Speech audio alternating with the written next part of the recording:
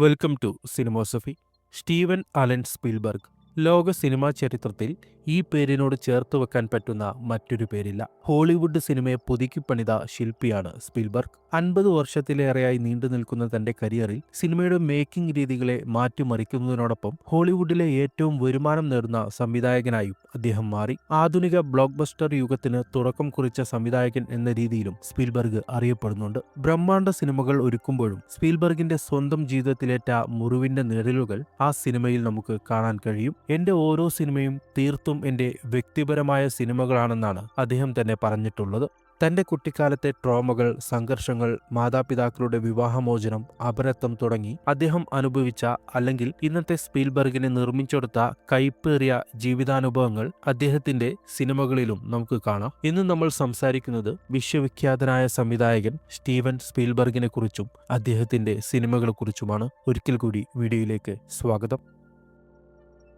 1946 December 18 ഒഹായോയിലെ സിൻസിനാറ്റിയിലാണ് Spielberg ജനിച്ചത്. Ohio, New Jersey, Arizona, California എന്നിവിടങ്ങളിലായി പരന്നുകിടക്കുന്നതാണ് സ്പീൽബർഗിന്റെ കുട്ടിക്കാലം. പിതാവ് അർണോൾഡ് ഒരു ഇലക്ട്രിക്കൽ എഞ്ചിനീയർ ആയിരുന്നു. മാതാവ് ലിയ ഒരു പിയാനിസ്റ്റ് ആയിരുന്നു. കൺസേർട്ടുകളായിരുന്നു ലിയയുടെ പ്രധാന വരുമാന മാർഗം. ഒരാൾ ശാസ്ത്രകാരനും മറ്റൊരാൾ കലാകാരിയുമായിരുന്നു. ശാസ്ത്രവും കലയും തമ്മിലുള്ള ഉരസലുകൾ അവരുടെ ജീവിതത്തിലും ഉണ്ടായിരുന്നു. സ്പീൽബർഗിന്റെ സിനിമകൾ എടുത്തു നോക്കിയാൽ ശാസ്ത്രവും കലയും തമ്മിലുള്ള ശീതയുദ്ധം നമുക്ക് കാണാൻ കഴിയും. ഒരുപക്ഷെ അച്ഛനും അമ്മക്കും ഇടയിലുള്ള സംഘർഷമായിരിക്കാം ഇതിന്റെ കാരണം. കുട്ടിക്കാലത്ത് അനുഭവിച്ച പല സംഘർഷങ്ങളും രൂപകങ്ങൾ ഉപയോഗിച്ച് സിനിമകളിലൂടെ സ്പീൽബർഗ് പറഞ്ഞിട്ടുണ്ട്. വീഡിയോ മുന്നോട്ട് പോകുന്തോറും അത് കൂടുതൽ വ്യക്തമാകും. പറഞ്ഞു വന്നത്, ഒരു നല്ല കുട്ടിക്കാലമായിരുന്നില്ല അദ്ദേഹത്തിന് കിട്ടിയത്. മാതാപിതാക്കളോടൊപ്പം 6-ാം വയസ്സിൽ കണ്ട ഒരു സിനിമയാണ് സ്പീൽബർഗിന്റെ ജീവിതത്തിലെ വഴിത്തിരിവായത്. 1952 ഇറങ്ങിയ the greatest show on the earth എന്ന സിനിമയാണ് സ്പീൽബർഗിനെ ഒരു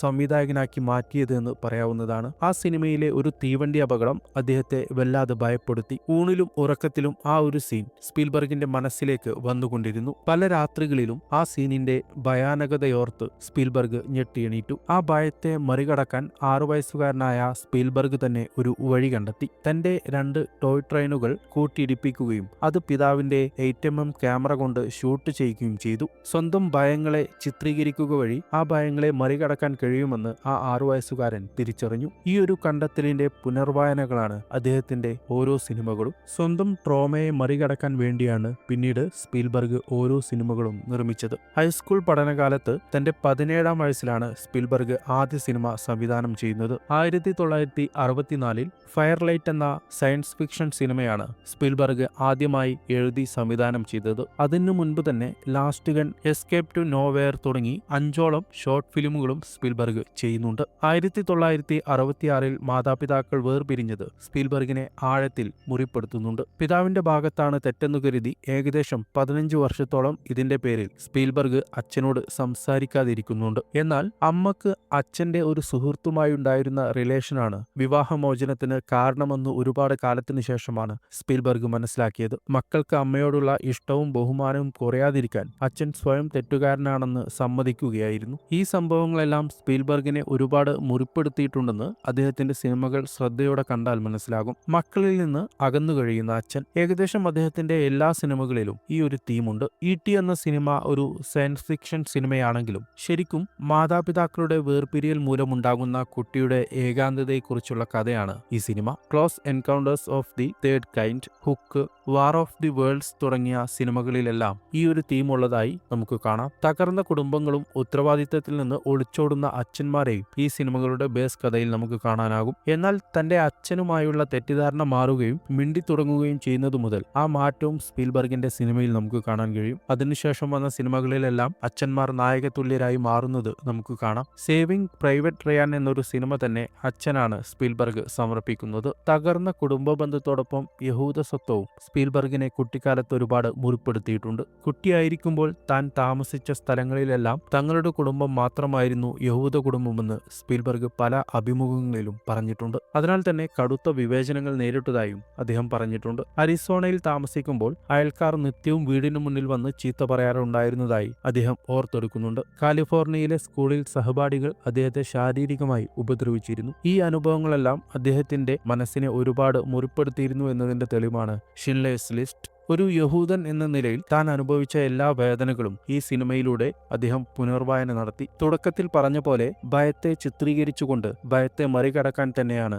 ഈ സിനിമയിലൂടെ സ്പീൽബർഗ് ശ്രമിച്ചത്. ഷിൻലേഴ്സ് ലിസ്റ്റ് ഒരു സിനിമാനുഭവം എന്നതിലുപരി ഒരു ചരിത്രരേഖയാണ്. ഹോളോകാസ്റ്റിന്റെ ചരിത്രം വായിച്ചറിയുമ്പോഴുണ്ടാകുന്നതിൽ കൂടുതൽ ഭയാനകത സ്ക്രീനിൽ കൊണ്ടുവരാൻ സ്പീൽബർഗിനായി. കടുത്ത മാനസിക സമ്മർദ്ദത്തിലാണ് അദ്ദേഹം ഈ സിനിമ ചിത്രീകരിച്ചതെന്ന് പറയപ്പെടുന്നുണ്ട്. ഈ സിനിമയിൽ നിന്നുള്ള വരുമാനം കൊണ്ടാണ് അദ്ദേഹം ഹോളോകാസ്റ്റ് അതിജീവിച്ചവരുടെ അനുഭവങ്ങൾ ഡോക്യുമെന്റ് ചെയ്യാനായി ഷോവ ഫൗണ്ടേഷൻ എന്ന നിർമ്മാണ കമ്പനി ആരംഭിക്കുന്നത്. അങ്ങനെ ഏതർത്ഥത്തിൽ നോക്കിയാലും സ്പീൽബർഗിന്റെ വ്യക്തിജീവിതവും കരിയറും രണ്ടായി നമുക്ക് കാണാൻ കഴിയില്ല. സിനിമ തന്നെയായിരുന്നു അദ്ദേഹത്തിന്റെ ജീവിതം തന്നെയായിരുന്നു സിനിമ. സ്പീൽബർഗ് സിനിമകളുടെ ഭാഷ വളരെ യുണീക്കാണ്. അദ്ദേഹം സിനിമകളിൽ ഉപയോഗിക്കുന്ന പല ടെക്നിക്കുകളും പിന്നീട് അദ്ദേഹത്തിന്റെ പേരിൽ തന്നെ അറിയപ്പെടുന്നുണ്ട്. അതിൽ പ്രധാനമാണ് സ്പീൽബർഗ് ഫേസ്. അത്ഭുതപ്പെടുത്തുന്നതോ ഭയപ്പെടുത്തുന്നതോ ആയ ഒരു സീനിൽ ആ പ്രത്യേക ഷോട്ട് കാണിക്കും മുമ്പ് അത് കാണുന്ന കഥാപാത്രത്തിന്റെ റിയാക്ഷൻ ക്ലോസപ്പിൽ കാണിക്കുന്നതിനെയാണ് സ്പീൽബർഗ് ഫേസ് എന്ന് പറയുന്നത്. ആ സീനിന്റെ ഇമ്പാക്ട് മാക്സിമം പ്രേക്ഷകരിലേക്ക് എത്തിക്കുന്നതിനാണ് അദ്ദേഹം ഈ ടെക്നിക്ക് ഉപയോഗിച്ചിരുന്നത്. ഇപ്പോൾ പല സംവിധായകരും ഈ രീതി ഉപയോഗിക്കുന്നുണ്ട്. കഥാപാത്രങ്ങളുടെ ചലനങ്ങളിലൂടെ കഥ പറയുന്ന നീളമേറിയ ഷോട്ടുകളും സ്പീൽബർഗ് സിനിമകളുടെ പ്രത്യേകതയാണ്. ഓണേഴ്സ് എന്നാണ് ഈ രീതി അറിയപ്പെടുന്നത്. വിൻഡോകളിലൂടെ അമിതമായ വെളിച്ചം കടത്തിവിട്ട് നിഗൂഢതയോ സ്പിരിച്വലോ ആയ എക്സ്പീരിയൻസ് ഉണ്ടാക്കാനും സ്പീൽബർഗ് മിടുക്കനാണ്. സംഗീതമാണ് സ്പീൽബർഗ് സിനിമകളുടെ മറ്റൊരു യൂണിക്നെസ്. കൃത്യമായ ബാക്ക്ഗ്രൗണ്ട് മ്യൂസിക് അദ്ദേഹത്തിന്റെ എല്ലാ സിനിമകളിലെ സീനുകളെയും എലിവേറ്റ് ചെയ്യുന്നുണ്ട്. ജോൺ വില്യംസ് എന്ന പ്രശസ്ത സംഗീതജ്ഞനാണ് അദ്ദേഹത്തിന്റെ അധിക സിനിമകളിലും സംഗീതം നൽകിയിട്ടുള്ളത്. ഒരുപക്ഷെ ഹോളിവുഡ് ചരിത്രത്തിൽ ഏറ്റവും ദീർഘകാലം നീണ്ടുനിന്ന കൂട്ടുകെട്ട് ഇവരുടേതായിരിക്കും. 50 വർഷക്കാലമാണ് ഇരുവരും സിനിമകളിൽ സഹകരിച്ചത്. 29 സ്പീൽബർഗ് സിനിമകളിൽ ജോൺ വില്യംസ് സംഗീതം നൽകിയിട്ടുണ്ട്. വില്യംസ് തന്റെ സിനിമകളെ സംഗീതം കൊണ്ട് വീണ്ടും റീറൈറ്റ് ചെയ്യുന്നു എന്നാണ് സ്പീൽബർഗ് ജോൺ വില്യംസിനെ കുറിച്ച് പറഞ്ഞിട്ടുള്ളത്.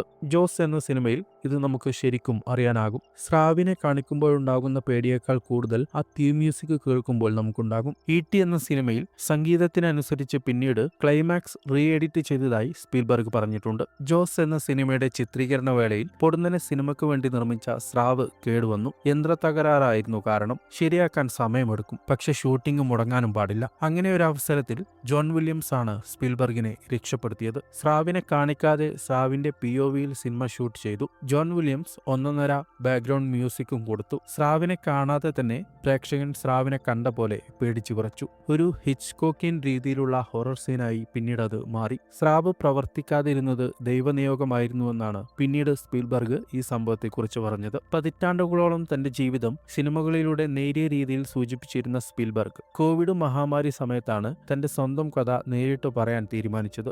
ദി ഫേബിൾമാൻസ് എന്ന സിനിമ അദ്ദേഹത്തിന്റെ ജീവിതം തന്നെയാണ്. കുട്ടിക്കാലത്ത് അനുഭവിച്ചതൊന്നും മറച്ചുവെക്കാതെ എല്ലാം തുറന്നു കാണിച്ചു. അമ്മക്കുണ്ടായിരുന്ന രഹസ്യബന്ധം 16-ാം വയസ്സിൽ ക്യാമറയിലൂടെ കണ്ടത് അദ്ദേഹം ഈ സിനിമയിൽ വെളിപ്പെടുത്തി. എല്ലാ സംഭവങ്ങളും അദ്ദേഹം തുറന്നു ചിത്രീകരിച്ചു. 6-ാം വയസ്സിൽ തീവണ്ടി അപകടം ചിത്രീകരിച്ച് എങ്ങനെയാണോ ഭയത്തെ മറികടന്നത് അങ്ങനെ തന്നെ 75-ാം വയസ്സിലും അദ്ദേഹം ചെയ്തു. $40 മില്യൺ ചിലവഴിച്ച് നടത്തിയ തെറാപ്പി എന്നാണ് ഈ സിനിമയെക്കുറിച്ച് സ്പീൽബർഗ് പറഞ്ഞത്. സിനിമ എന്നാൽ കേവലം ഒരു വിനോദോപാധിയല്ല, മറിച്ച് മനുഷ്യത്വത്തിന്റെ കഥകൾ പറയാനുള്ള ഒരു ഉപാധിയാണ് എന്ന് അദ്ദേഹം തന്റെ സിനിമകളിലൂടെ പറഞ്ഞു. മികച്ച സാങ്കേതിക വിദ്യകളാൽ സമ്പന്നമാണ് അദ്ദേഹത്തിന്റെ സിനിമകളെങ്കിലും അതിലുപരി മനുഷ്യന്റെ വികാരങ്ങൾക്ക് അദ്ദേഹം മുൻഗണന നൽകി. 6-ാം വയസ്സിൽ ഒരു തീവണ്ടി അപകടത്തിന്റെ കാഴ്ചയിൽ നിന്ന് തുടങ്ങിയ സ്പീൽബർഗിന്റെ യാത്ര ഇന്നും തുടരുന്നു. ലോകം മുഴുവൻ തന്റെ സിനിമകൾ കണ്ട് അത്ഭുതപ്പെടുമ്പോൾ അദ്ദേഹം ആ സിനിമകളിലൂടെ തന്റെ കുട്ടിക്കാലത്തെ മുറിവുകൾ ഉണക്കാൻ ശ്രമിക്കുകയായിരുന്നു. തലമുറകൾ കഴിഞ്ഞാലും സ്പീൽബർഗ് എന്ന പേര് ലോക സിനിമയുടെ പര്യായമായി നിലനിൽക്കും. വീഡിയോ ഇവിടെ അവസാനിപ്പിക്കുന്നു. ജുറാസിക് പാർക്കിനെ കുറിച്ച് മനഃപൂർവ്വം പറയാതെ ഇരുന്നത് തന്നെയാണ്. സ്പീൽബർഗ് എന്ന വ്യക്തിക്കാണ് ഈ വീഡിയോയിൽ പ്രാധാന്യം നൽകിയത് അദ്ദേഹത്തിന്റെ സിനിമകളേക്കാൾ. അപ്പോൾ തീർച്ചയായും വീഡിയോ ലൈക്ക് ചെയ്യുക, ഷെയർ ചെയ്യുക, ചാനൽ സബ്സ്ക്രൈബ് ചെയ്യുക, മറ്റു വീഡിയോസും കണ്ടു നോക്കുക. സിനിമയുടെ ഐഡിയോളജി അനാലിസിസ് ഒക്കെയാണ് ഈ ചാനലിൽ അധികം ചർച്ച ചെയ്യാറുള്ളത്. മറ്റൊരു നല്ല വീഡിയോയുമായി വീണ്ടും കാണാം. നന്ദി.